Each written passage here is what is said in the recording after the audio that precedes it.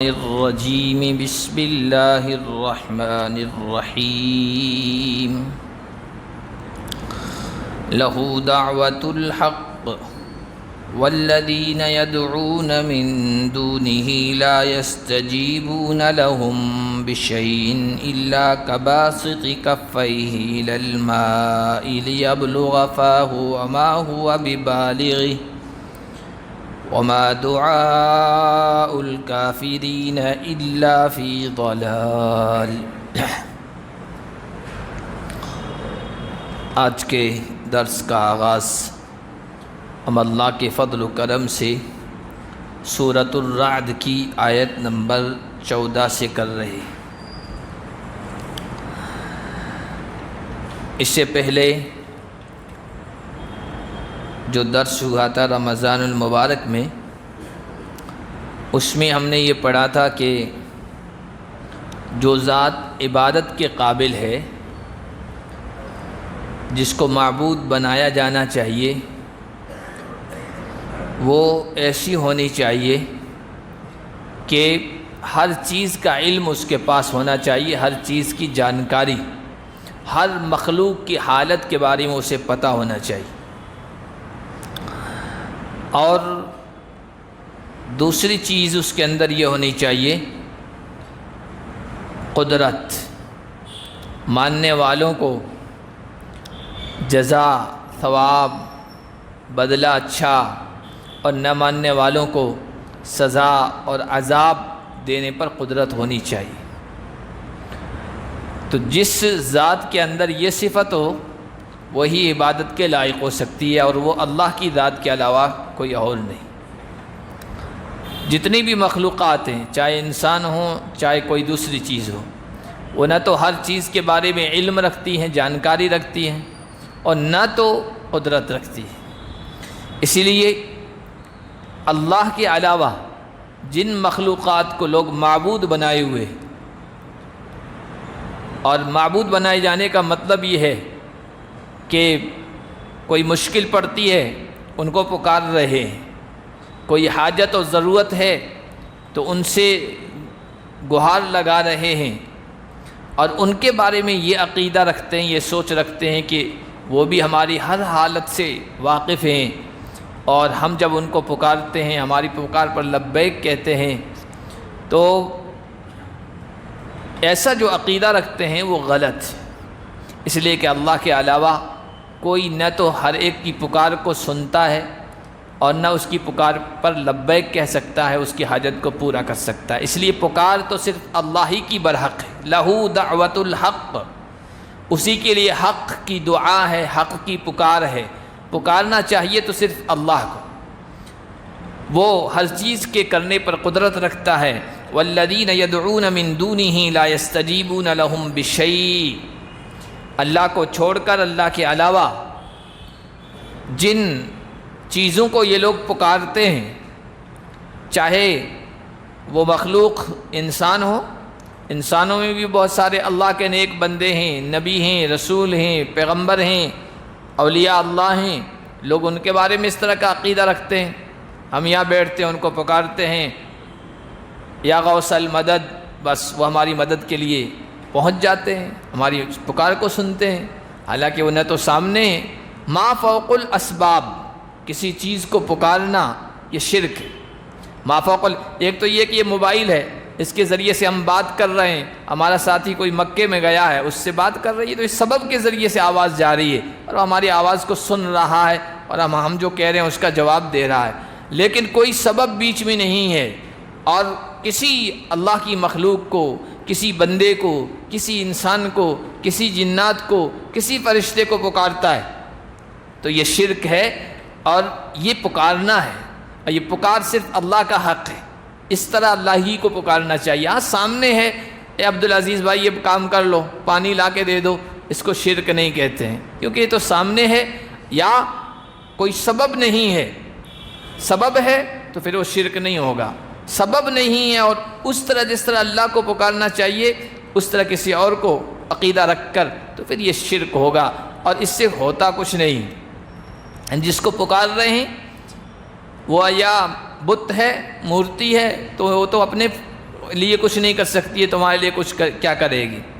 اور اگر ایسی مخلوق ہے جیسے جنات ہیں، انسان ہیں، تو بھائی وہ عاجز ہیں، بے بس ہیں۔ اللہ کے محبوب بندے ہیں، اولیاء اللہ ہیں، پیغمبر ہیں، تو اللہ کے محبوب بندے تو ہیں، لیکن اللہ کی خدائی میں شریک وہ نہیں ہیں۔ اللہ نے اپنی صفات ان کو نہیں دی ہے کہ اللہ جس طرح ہر ایک کو جاننا ہے وہ بھی جانتے ہیں، اللہ جس طرح ہر ایک پر قدرت رکھتا ہے وہ بھی قدرت رکھتے ہیں، اللہ جس طرح ہر ایک کو دیکھ رہا ہے وہ بھی دیکھتے ہیں۔ ایسی صفت اللہ تعالیٰ نے ان کو نہیں دی ہے، اس لیے اللہ کے علاوہ جن کو بھی یہ پکار رہے ہیں ذرہ بھی ان کی پکار کو پورا نہیں کر سکتے ہیں۔ ان کی مثال ایسے ہے جیسے کباسط کفہ الی الماء، پانی بہہ رہا ہو یا پانی کنویں میں ہو اور کوئی آدمی وہاں جا کر پانی کے اوپر کھڑا ہو کے یوں ہاتھ کر کے کہے پانی پانی پانی، پیاس لگی ہوئی ہے، میری پیاس کو بجھا دے۔ کباسط کفہ الی الماء، اور اس طرح پانی کو پکار رہا ہے لیبلغ فاہ، تاکہ پانی ایسے ہی بغیر ڈول کے، بغیر کسی ذریعے کے اس تک پہنچ جائے۔ وما هو ببالغہ، اس طرح پانی سے منہ تک پہنچنے کی امید رکھنا بیکار ہے، اس طرح پانی کو پکارنا ضائع جائے گا۔ اللہ کے علاوہ جن جن کو بھی پکار رہے ہیں یہ سب بھی ضائع جائے گا، کوئی فائدہ نہیں ہوگا۔ اب آپ دیکھیے کتنی شرک کی چیزیں ہیں ہمارے معاشرے میں، ہمارے سماج، جو مشرک ہیں، جن کو ہم مشرک کہتے ہیں، مسلمان نہیں ہیں، ان کے یہاں تو یہ سب شرک کی چیزیں ہیں ہی، غیر اللہ کو پکار رہے ہیں، اور الگ الگ ڈپارٹمنٹ کے الگ الگ خدا بنا رکھے ہیں۔ بارش کا دیوتا اندر دیو الگ ہے، اور موت کا دیوتا الگ ہے، زندگی دینے کا دیوتا الگ ہے، سب یہ بنا رکھے ہیں۔ پیدا کرنے والا کوئی اور ہے، زندگی کو قائم رکھنے والا کوئی اور ہے، موت دینے والا کوئی اور ہے، آگے آ رہا ہے انشاءاللہ، اس میں اور بھی تفصیل بیان کریں گے۔ تو اس طرح ان کو پکار رہے ہیں، ان کو پکارنا ایسا ہی ہے جیسا کوئی آدمی پیاسا ہے اور وہ پانی کے اوپر، کنویں کے اوپر جا کر کے پانی پانی پانی، پانی اس کی پیاس کو بجھا نہیں سکتا ہے، اس کا پکارنا بیکار جائے گا۔ اسی طرح شرک کرنے والوں کا پکارنا بھی بیکار جائے گا۔ وَلِلَّهِ وَمَا دُعَاءُ الْكَافِرِينَ إِلَّا فِي ضَلَالٍ، ایسے کافروں کی یہ پکار گمراہی میں، بیکاری میں، بے سود و بے نفع ہوگی۔ وَلِلَّهِ يَسْجُدُ مَنْ فِي السَّمَاوَاتِ وَالْأَرْضِ طَوْعًا وَكَرْهًا، زمین اور آسمان میں جتنی بھی مخلوقات ہیں، انسان ہو، جنات ہو، فرشتے ہوں، جمادات ہو، نباتات ہو، پیڑ پودے ہو، جتنی بھی ساری چیزیں ہیں وہ اللہ کے سامنے سجدہ کرتی ہیں۔ ایک تو سجدہ اس طرح جس طرح ہم انسان کر رہے ہیں، تو سجدہ ہے ہی، ایک سجدے کے معنی آتے ہیں کامل مکمل اطاعت، فرما برداری، جھک جانا، سر تسلیم خم کر دینا۔ اللہ کے حکم کے آگے وہ بے بس ہیں، عاجز ہیں، انہوں نے ماتھا ٹیک دیا، کہتے ہیں نا کوئی عاجز ہو کر، کیا اس نے شکست مان لی، ہار مان لی، سر جھکا دیا، کیا مطلب اس کے سامنے بے بس ہو گیا؟ تو اللہ کے سامنے سب بے بس ہیں، سب عاجز ہیں، سب سجدہ ریز ہیں۔ زمین اور آسمان کی ساری مخلوقات اللہ کے سامنے سجدہ کر رہی ہیں، طوعاً وکرہا، کچھ تو خوشی خوشی اور کچھ نہ چاہتے ہوئے بھی، ناک رگڑتے ہوئے بھی، سب اللہ کے حکم کی پابند ہیں، اللہ کے حکم کے ادھر ادھر وہ نہیں جا سکتی ہے۔ انسان کو اللہ تعالیٰ نے جنات کو اختیار دیا، دو مخلوق کو، وہ برائی بھی کر سکتے ہیں اور اچھائی بھی کر سکتے، اتنا اختیار دیا ہے۔ اللہ نے احکام بتا دیے، یہ کرو گے تو آئندہ رزلٹ اچھا آئے گا، یہ کرو گے تو رزلٹ برا ہوگا، یہ کرو گے تو جنت آگے ہے، جنت آگے ہے، یہ کرو گے تو جہنم ہے، اب تمہاری مرضی ہے کیا کرنا چاہتے ہو۔ ان دو مخلوقات کو تو اختیار دیا ہے، باقی جتنی بھی مخلوقات ہیں انہیں کوئی اختیار نہیں، تکوینی طور پر وہ سب اللہ کے حکم کے آگے سر بسجود ہیں، عاجز ہیں۔ جس کام پر بھی اللہ نے ان کو لگا دیا ہے نا، وہ اللہ کے حکم کے آگے سجدہ کر رہی ہیں، اس حکم کے مطابق چل رہی ہے، آج تک اس کے حکم کی خلاف ورزی نہیں کی ہے۔ ستارے چمک رہے ہیں، سورج اپنی روشنی دے رہا ہے، چاند اپنی میٹھی میٹھی مدھم روشنی مخلوق کے لیے پیش کر رہا ہے، درخت لہرا رہے ہیں، نالے، ندی، دریا، سمندر سب بہہ رہے ہیں اور پانی پیش کر رہے ہیں۔ جس مخلوق کو اللہ نے جس کام کے لیے لگا دیا ہے نا، وہ اسی کام کے مطابق چل رہے ہیں، اسی مقصد کے تحت اپنا کام کر رہے ہیں، ادھر ادھر نہیں ہوتے ہیں۔ تو چاہتے ہوئے بھی نہ چاہتے ہوئے بھی مخلوق اللہ کے سامنے سجدہ ریز ہے۔ اب دیکھیے آپ، انسان بھی دیکھ لیجئے، ہم بہت ساری چیزیں نہیں چاہتے۔ بیمار ہونا کون چاہتا ہے؟ غریب ہونا کون چاہتا ہے؟ برے حالات میں جانا یہ کون چاہتا ہے؟ کوئی نہیں چاہتا ہے نا۔ لیکن دنیا کا کوئی ایسا انسان بتا دو کو بیمار نہ ہوا ہو، اس کو حالات پیش نہ آئے ہو، زندگی میں رکاوٹیں نہ ہوتی ہو۔ اب جو ایمان والا ہے نا وہ تو کہے گا اللہ کا حکم ہے، اللہ کا فیصلہ ہے، میں تو اس کے سامنے سجدہ ریز ہوں۔ اور جو ایمان والا نہیں ہے ادھر ادھر کی باتیں کرے گا، لیکن کرہن نہ چاہتے ہوئے بھی، ناک رگڑتے ہوئے ان حالات سے گزرے گا، اللہ کے اس حکم کے مطابق اس کی زندگی گزرے گی۔ یہ ہے طوعا و کرہا۔ کچھ مخلوقات زبردستی اس کے سامنے سجدہ ریز ہیں، کچھ اطاعت کے جذبے کے ساتھ خوشی خوشی، اور ان کے سائے صبح و شام سجدہ ریز ہیں۔ اللہ کو نہ ماننے والا بھی ایتھسٹ ہے، ملحد ہے، خدا کی ذات کو مانتا بھی نہیں ہے، اور دوسری چیزیں تو ہے ہی، لیکن ایسا انسان جو خدا کی ذات کو مانتا نہیں ہے نا، وہ بھی اس معاملے میں عاجز ہے، بے بس ہے۔ وہ اگر چاہے صبح ادھر سورج طلوع ہو رہا ہے اور وہ چاہے میرا سایہ ادھر نہ جائے، میرا سایہ ادھر جائے، اور غروب کے ٹائم وہ یہ چاہے کہ میرا جو سایہ ہے نا وہ ادھر نہیں جانا چاہیے، ادھر جانا چاہیے، نہیں ہو سکتا ہے۔ انسانوں کے سائے بھی اللہ کے حکم کے پابند ہیں، کبھی ایسا نہیں ہوگا کہ سایہ الٹا پڑ رہا ہو۔ تو اللہ فرما رہے ہیں یہ سب ہمارے حکم کے پابند ہیں۔ یہ آیت سجدہ ہے، سجدے کی آیت ہے، اور تفسیر کے بعد آپ حضرات سب سجدہ کر لینا۔ قل من رب السماوات والارض قل اللہ۔ اے نبی آپ ان سے پوچھئے آسمان و زمین کا پیدا کرنے والا کون ہے؟ آپ کہہ دیجئے اللہ ہی ہے۔ اس لیے کہ جب ان سے کہیں کہ زمین و آسمان کا پیدا کرنے والا کون ہے، وہ انکار تو نہیں کر سکتے، کیونکہ پیدا کرنے والا تو صرف ایک اللہ ہے، اور اقرار بھی صاف طور پر اقرار بھی نہیں کر سکتے، اس لیے کہ صاف طور پر اقرار کریں گے نا تو پھر ان کو توحید ماننی پڑے گی، شرک سے پھر ہاتھ دھونے پڑیں گے، پھر شرک سے دور رہنا پڑے گا، اس لیے وہ کچھ تو نہیں کہیں گے، خاموشی اختیار کریں گے، اقرار بھی نہیں کریں گے۔ اس لیے آپ ہی کہہ دیجئے ہے تو اللہ ہی پیدا کرنے والا۔ تو پھر ان سے کہیے فَاتَّخَذْتُم مِّن دُونِهِ أَوْلِيَاءَ، تو پھر اللہ کے علاوہ تم نے اپنے کار ساز کام بنانے والے کیوں بنا لیے؟ یعنی اس دربار پہ چلے جاؤ تو یہ یہ منت پوری ہو جاتی ہے، اس قبر پہ چلے جاؤ تو یہ ہو رہا ہے، اس مندر میں چلے جاؤ تو آپ کی یہ منو کامنا پوری ہو جائے گی۔ الگ الگ دربار بنا لیے ہیں، الگ الگ اولیاء بنا لیے ہیں، الگ الگ کارساز بنا لیے ہیں، اور انسانوں میں ہے یہ چیزیں، یہ سب شرک کی چیزیں ہیں، پہلے بھی ہوتی تھی آج بھی ہو رہی ہے۔ ان سے کہیے جب زمین و آسمان کا پیدا کرنے والا، پالنے والا، نظام چلانے والا ایک اللہ ہے، تو یہ الگ الگ چیزوں پر ان کے پاس کیوں جا رہے ہو؟ وہ تو ایسی چیزیں ہیں اپنے لیے بھی نہ نفع کے مالک ہیں نہ نقصان کی۔ اللہ تعالیٰ تو پیغمبروں سے بڑھ کر کون ہو سکتا ہے؟ پیغمبروں سے بڑھ کر اللہ کا محبوب کون ہو سکتا ہے؟ پیغمبروں کے حالات قرآن نے بیان کیے، پڑھیے۔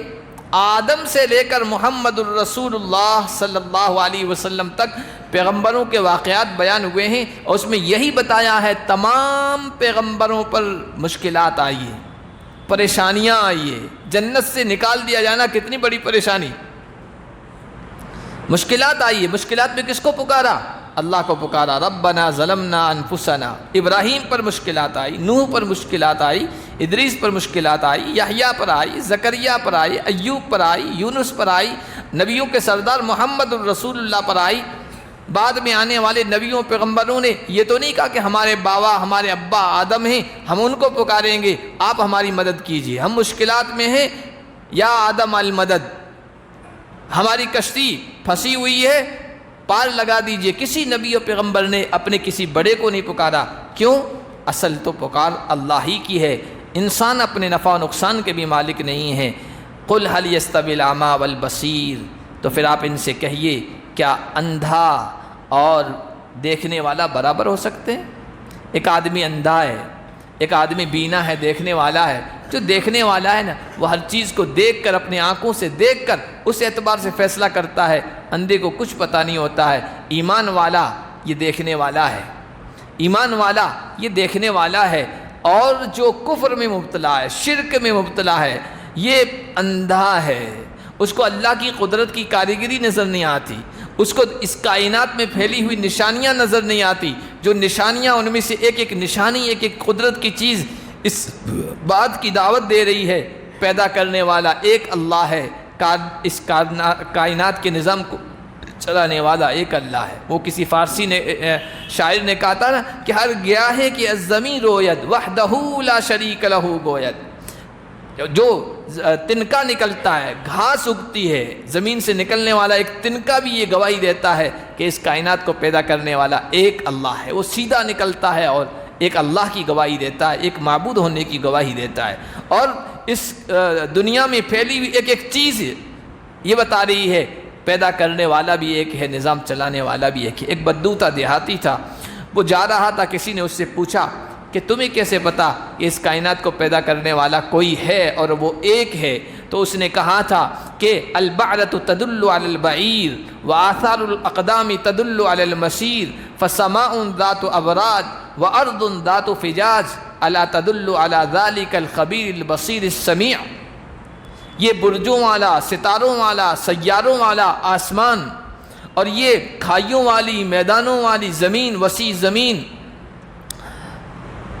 ایک چلتے ہوئے مسافر کو اونٹ کی مینگنی نظر آتی ہے تو سمجھ لیتا ہے کہ ادھر سے اونٹ گزرا ہے، ریت کے اوپر قدم کے نشانات ہوتے ہیں تو آدمی سمجھ لیتا ہے ادھر سے کوئی گزرا ہے۔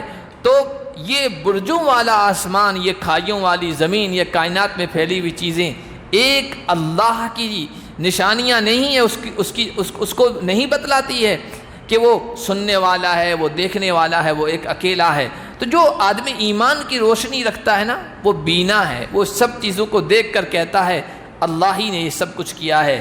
آپ فرما دیجئے کیا اندھیرے اور روشنی برابر ہو سکتے ہیں؟ اندھیرے میں تو کچھ نظر نہیں آتا، روشنی میں سب کچھ نظر آتا ہے۔ ایمان کا نور اور ایمان کی روشنی جس کے پاس ہوگی اس سے یہ سب چیزیں سمجھ میں آتی ہے۔ کفر کے اندھیروں میں، شرک کے اندھیروں میں، گمراہی کے اندھیروں میں، جو بدعات کے اندھیروں میں، گناہوں کے جو اندھیروں میں رہتے ہیں انہیں سمجھ بھی نہیں آتا ہے۔ ام جعلوا للہ شرکاء خلقوا کخلقہ فتشابہ الخلق علیہم۔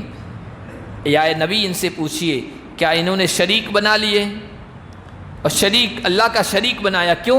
کیا ان پر شبہ ہو گیا ہے؟ یہ کنفیوژن میں مبتلا ہو گئے ہیں کہ اس دنیا کی کچھ چیزیں تو اللہ نے بنائی اور کچھ چیزیں اللہ کے علاوہ دوسرے لوگوں نے بنائی، دوسری مخلوقات نے بنائی ہے۔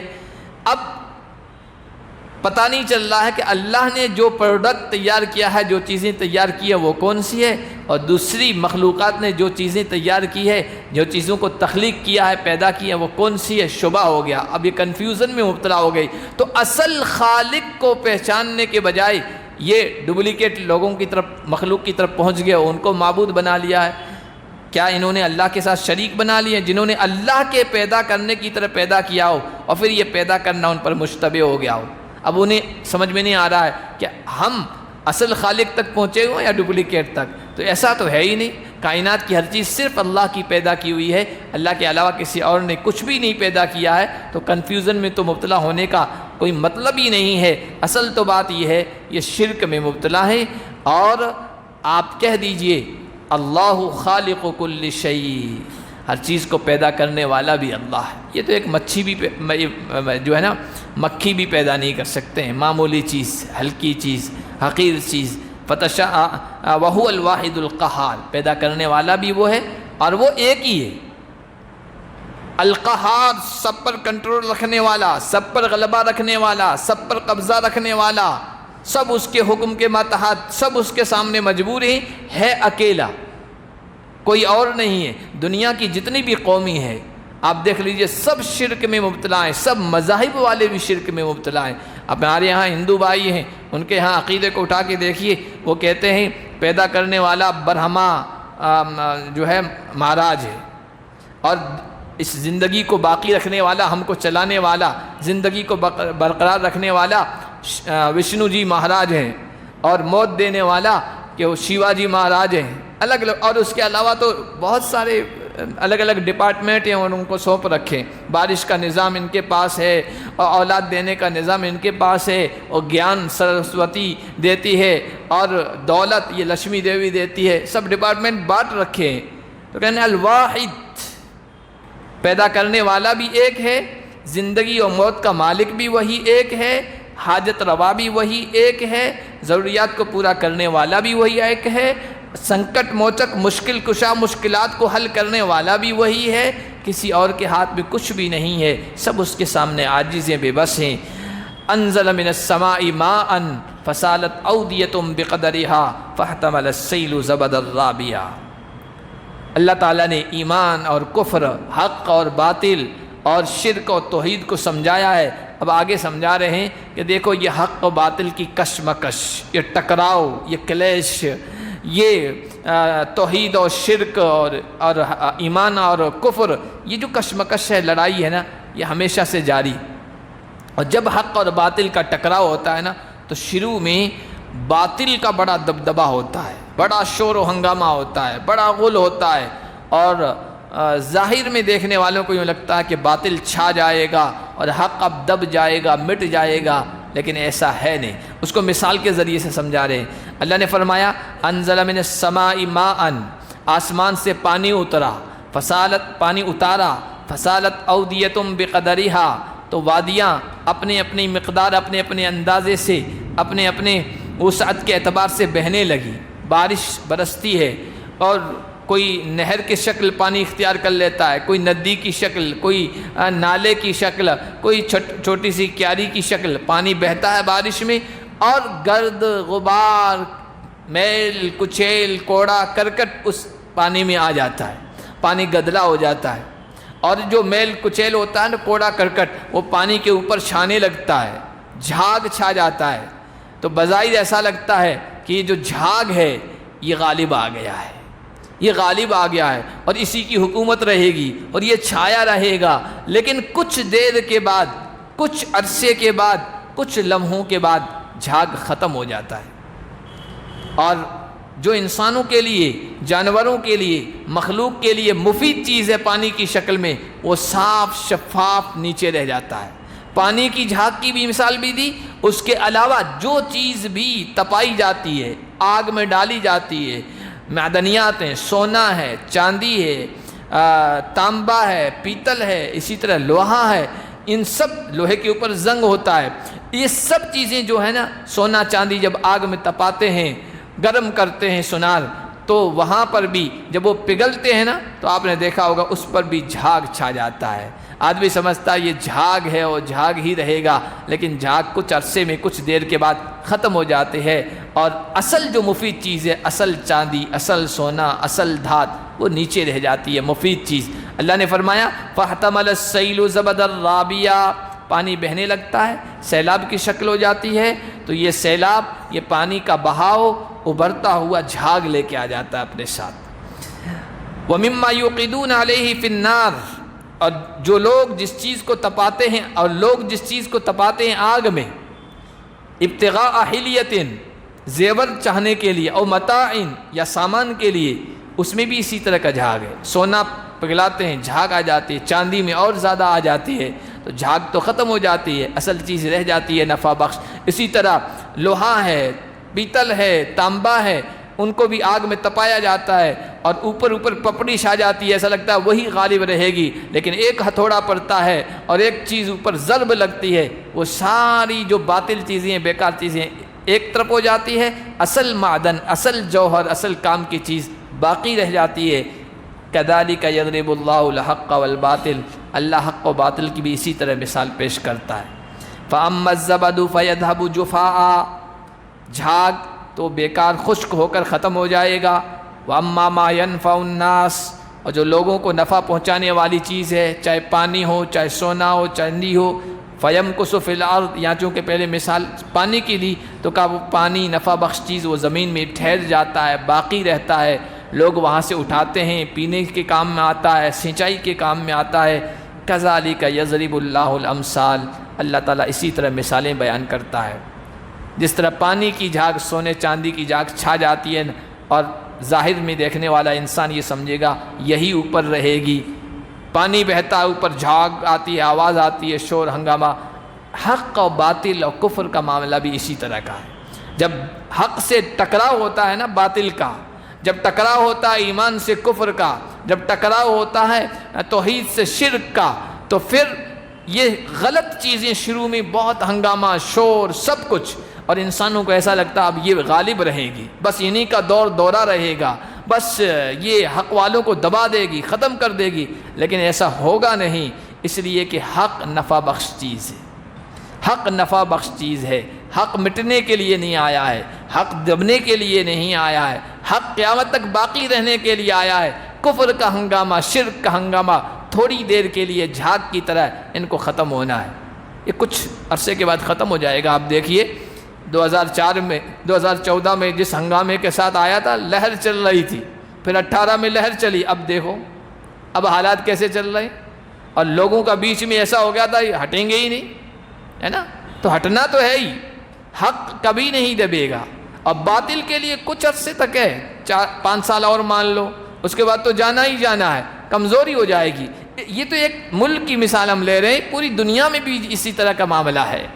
تو اللہ نے یہاں پر ایک اصول بیان فرمایا ہے، آپ دیکھیے، ایک فرد کے لیے، ایک پرسن کے لیے، ایک قوم کے لیے، ایک برادری کے لیے، ایک ملت کے لیے، کہ جو چیز نفع بخش ہوگی وہ اس دھرتی پر باقی رہے گی، اور جو چیز نفع بخش نہیں ہوگی اس کو جھاگ کی طرح مٹنا ہے۔ اب دنیا کے اعتبار سے دیکھیں نا، تو اس وقت یورپی قومیں، مغربی اقوام، ویسٹرن جو قومیں ہیں، وہ دنیا کے اعتبار سے انسانوں کے لیے نفع بخش چیزیں پیش کر رہی ہیں۔ یہ آج کی جو میڈیکل کی ترقی ہے، سائنس کی ترقی ہے، انسانوں کو سکون دینے والی جو بھی چیزیں ہیں، پنکھا ہے، یہ کولر ہے، یہ سارا سامان ہے، یہ کن کا بنایا ہوا ہے، کن کا پروڈکٹ ہے، کس نے اس پر محنت کی ہے؟ مغربی قوموں نے کی ہے۔ آج ہم امریکہ کو گالی دیں، یورپ کو گالی دیں، ان لوگوں کو گالی دیں کہ یہ سب چھا رہے ہیں، لیکن گالی دینے سے تو کچھ فائدہ نہیں، انہوں نے انسانوں کے لیے نفع بخش چیزیں پیش کی ہے۔ مسلمانوں نے جب پیش کی تھی تو وہ غالب تھے، دوسری قومیں ان کے ماتحت تھی، ان کے آگے کچھ بھی نہیں کر سکتی تھی۔ مسلمان اس میدان میں پیچھے ہٹ گئے تو پھر آج مسلمان پستی میں ہیں، زوال میں ہیں، اور مسلسل رسوائی کی شکل اختیار ان کے سامنے آ رہی ہے، اور یہ قومیں آگے بڑھ رہی ہے۔ تو دنیا کے اندر یہ مثال ہے۔ دوسری چیز، دین کے اعتبار سے دیکھیں تو یہ معاملہ ہے۔ اب دین کے اعتبار سے ہم آگے ہیں۔ دین کا مطلب کیا ہے؟ دھرم جو ہوتا ہے اس کا مقصد کیا ہوتا ہے؟ اس کا مقصد یہ ہوتا ہے کہ جو روحانی سکون ہے وہ دینا، اور مخلوق کو اپنے پیدا کرنے والے سے جوڑے رکھنا، اور خواہشات کو دبوا کر اللہ کے حکموں پر بندوں کو لانا۔ یہ جس دین میں صلاحیت ہے، نفع ہے، یہ فائدہ جس دین میں ہے وہ صرف دین اسلام ہے۔ باقی جتنے بھی ادیان ہیں، جتنے بھی مذاہب ہیں نا، ان سے ان کے ماننے والوں کا تعلق رسمی ہے، بس اس کے علاوہ کچھ بھی نہیں ہے۔ لیکن مسلمانوں کا آج بھی تعلق اپنے مذہب سے، گئے گزرے دور میں بھی ہر اعتبار سے جبکہ پستی میں ہے، لیکن ہے۔ آج کوئی چیز سامنے آئے گی کاروبار کی، گیا گزرا مسلمان بھی پوچھے گا یہ حلال ہے یا حرام، یہ جائز ہے کہ ناجائز، یہ لوٹری کے ذریعے سے میں مال کما سکتا ہوں کہ نہیں، جوا سٹا تو سب کو پتہ ہے، اور کوئی ایسی شکل بھی آ جاتی ہے جس میں بتایا جاتا بڑا نفع ہے تو وہ سوچے گا، فتویٰ پوچھے گا، مسئلہ پوچھے گا، دوسرے مذاہب والوں کے یہاں مال آنا چاہیے کسی بھی طریقے سے آئے۔ تو جو اللہ سے جوڑ رہا ہے جو مذہب، اور انسان کی روحانی ضرورتوں کو پورا کر رہا ہے، وہ صرف مذہب اسلام ہے۔ اس لیے یہ حق کی مثال ہے، کوئی اس کو جتنا بھی دبانا چاہے نہیں دبے گا، یہ قیامت تک بڑھے گا، آگے چلے گا اور غالب رہے گا۔ اسی وجہ سے آپ دیکھیے سب سے زیادہ پروپیگنڈا مذہب اسلام کے خلاف ہے، لیکن سب سے زیادہ پروگریس کرنے والا، آگے بڑھنے والا مذہب اسلام ہے۔ دنیا کے جس کونے میں بھی چاہیں وہاں پر آپ کو روز کوئی نہ کوئی اسلام قبول کرتا ہوا نظر آئے گا۔ کیوں؟ انسانوں کو محسوس ہو رہا ہے ٹھیک ہے دنیا کی چیزیں یورپ نے پیش کر دی ہیں، وہ ضرورتیں پوری کی ہے، لیکن دین کی ضرورتیں کوئی دوسرا دین نہیں پیش کر رہا ہے، وہ صرف مذہب اسلام پیش کر رہا ہے۔ تو یہاں اللہ نے یہی فرمایا ہے، حق جو ہے نا یہ کبھی دبنے والا نہیں ہے۔ ان الباطل کان زہوقا، باطل کا کچھ ہنگامہ ہوگا، شور ہوگا، لیکن اس کو مٹنا ہے، اس کو ختم ہونا ہے۔ للذین استجابوا لربہم الحسنی، اب آگے جن لوگوں نے اپنے رب کی دعوت پر لبیک کہا، رب کو ایک مانا، اس کے احکام کی فرما برداری کی، ان کے لیے اچھا انجام ہے، نیک انجام ہے۔ اور جو اس کی فرما برداری نہیں کریں گے ان کے لیے زمین کے سارے خزانے اور اس کے جیسے اور خزانے مل جائیں تو اس کو بھی فدیہ کے طور پر اپنی جان چھڑانے کے لیے، عذاب سے اپنے آپ کو بچانے کے لیے دینے کے لیے تیار ہو جائیں گے، لیکن وہاں کچھ کام نہیں آئے گا۔ اللہ فرمائیں گے اے آدم کے بیٹے کیا تو یہ چاہتا ہے اس پوری دھرتی کو سونا بنا دیا جائے اور اس سے اور ڈبل دے دیا جائے تو میرے عذاب سے میری جہنم سے بچنے کے لیے تم یہ سب فدیے کے طور پر دینے کے لیے تیار ہو جاؤ گے؟ تو کہا میں سب دینے کے لیے تیار ہوں۔ اللہ فرمائیں گے آدم کے بیٹے میں نے اس سے ہلکا مطالبہ کیا تھا، اس سے بھی آسان ڈیمانڈ کی تھی کہ میرے ساتھ شرک نہ کرنا، اور تم اس سے بچے نہیں، شرک کر کے آئے، لہذا آج یہ تمہارا فدیہ دینا بھی قابل قبول نہیں۔ تو حالانکہ اس دنیا میں سونا چاندی کام نہیں آئے گا، یہ اللہ نے مثال کے طور پر بیان فرمایا ہے، وہاں تو کام آئے گی وہاں کی کرنسی۔ یہ دنیا نہیں، یہ ایک ملک ہے، ملک جب ہم بدلتے ہیں تو وہاں کی کرنسی چلتی ہے، یہاں کی کرنسی نہیں چلے گی، وہاں کی کرنسی چلے گی، اور وہاں کی کرنسی عبادت ہے، اطاعت ہے، نیکیاں ہیں، اجر و ثواب ہے۔ اللہ نے فرمایا اس دنیا میں رہ کر جو آخرت کی کرنسی اطاعت، ایمان، حق لے کر نہیں آئے گا ان کے لیے سخت حساب ہوگا، سخت پکڑ ہوگی، اللہ سخت طریقے سے حساب کتاب لیں گے، اور اللہ جس کا سخت طریقے سے حساب لیں وہ چھوٹ نہیں سکتا ہے۔ وَمَأْوَاهُمْ جَهَنَّمْ، ان کا ٹھکانہ جہنم ہوگا، وہ کیا ہی برا ٹھکانہ ہے۔ اللہ ہم سب کی حفاظت فرمائے۔ سبحان اللہ وبحمدہ، سبحانک اللہم وبحمدک، ونشہد ان لا الہ الا انت، استغفرک۔ ہے ہاں سجدہ باقی ہے، اب حضرات سجدہ کر کے جائیں کہ